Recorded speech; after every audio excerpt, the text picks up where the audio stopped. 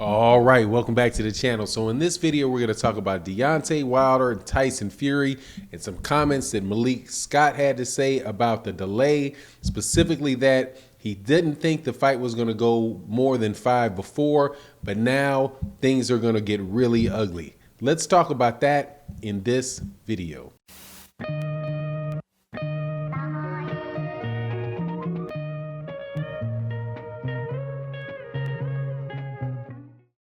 All right, welcome back to the channel. Before I get into the subject matter of the video, please make sure to like the video, share the video, and also subscribe if you're already not subscribed. It would be greatly appreciated. So as we know, and I'm going to say this again, Tyson Fury postponed the Deontay Wilder-Tyson Fury fight, which was supposed to be last weekend on July 24th, because he came up with a I think the word is spurious, basically BS excuse for getting out of a fight and delaying it. And that was that he had caught COVID-19.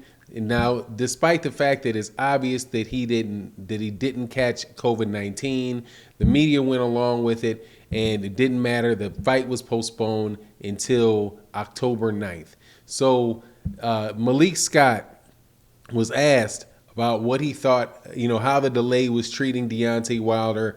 And originally he had said that he was like, it doesn't matter what's going on with Tyson Fury. We're not gonna fall for the banana in the tailpipe.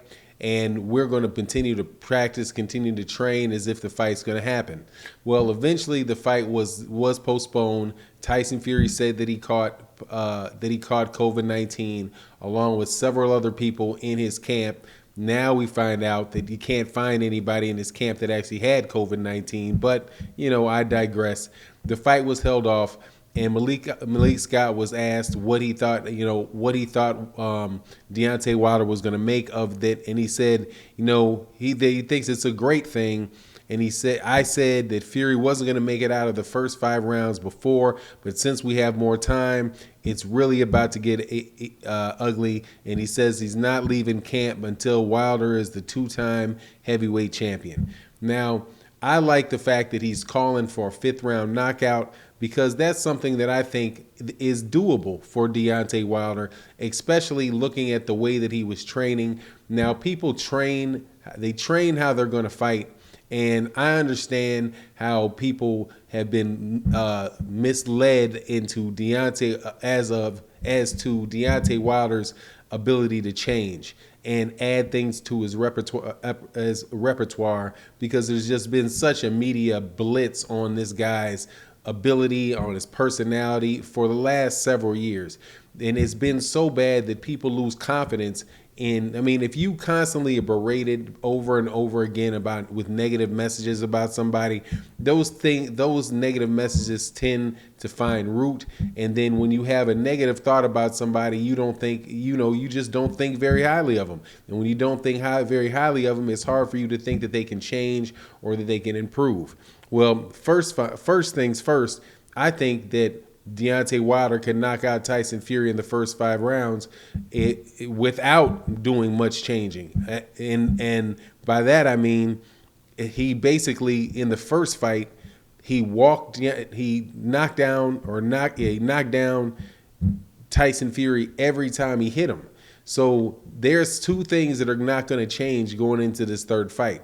The first is Tyson Fury's ability to take a punch. That's not going to increase. Tyson Fury has a suspect chin, and Deontay Wilder's ability to deliver a punch is not going to change. Either. Now, what changed in the 2nd fight, and I still maintain this, is that Tyson Fury cheated in the 2nd fight. He knew, having got off the canvas in the 12th round of the 1st fight, that Deontay Wilder could lay him and put him right back there anytime Deontay Wilder decided to step to him. Tyson Fury engaged in a lot of cheating, specifically with the gloves. And that's something I'm going to take to the grave with me, because it does, and believe it no matter what anybody says, because I see the picture where I can see a fully formed hand inside of his glove. And there's just no way that can possibly go on if those gloves have a significant amount of padding over the knuckles. It's not going to just one fraction of a second is not going to make that stuff disappear all the way down to the knuckle. It's just not a lot there, or what is there easily shrinks down or gets compressed down to the knuckles. One of the two. But those are things that happen with, those are things that I take into consideration without any of the changes that Deontay Wilder has made. Now, looking at Deontay Wilder's training camp and looking at the training video from him, you can tell the things that he's working on. Now, I've had people that have left me messages and saying, anybody can look good on the gloves.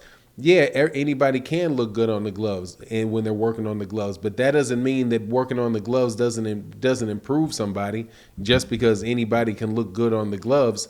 Deontay Wilder looked good on the gloves, but Deontay Wilder's also looked good in professional boxing matches. So when you're looking at him and the adjustments that he's making when he's working the mitts, those are adjustments that are being made by a world-class fighter, not by somebody that is just picked up the sport of boxing and doesn't know what they're doing. This is a world-class, it's a world-class fighter and a world-class trainer working together. And so what they showing on the gloves is what they're trying to work on. And what you can see them working on is slipping punches, slipping underneath the jab, looking to take quick steps and get in and land shots to the body. And if that's what Deontay Wilder is able to do, then Deontay Wilder, if he's been able to attack the body sufficiently, then he's going to be able to attack the head because, as what they say, kill the body, the head will die. And one thing with Tyson Fury is that Tyson Fury has good head movement. Tyson Fury is 6'9" and can stay away from shots, pretty well. Even for shots that are coming from a guy that's 6'7", because he's got 2 inches of height on a guy that's 6'7". But his body is going to be there, and you can see that when he's fighting guys like Otto Volland, who went to the body and had Tyson Fury drop his hands and then open his head up and get hit with something. I do believe that it was a left hook that opened up his face. So, Deontay Wilder has every bit of ability to knock out Tyson Fury, and I like the attitude that Malik Scott is bringing to the camp. He's being a big-time spokesman for Deontay Wilder, where Deontay Wilder was having to sell the fight before. Now it's Malik Scott that is doing more of the talking.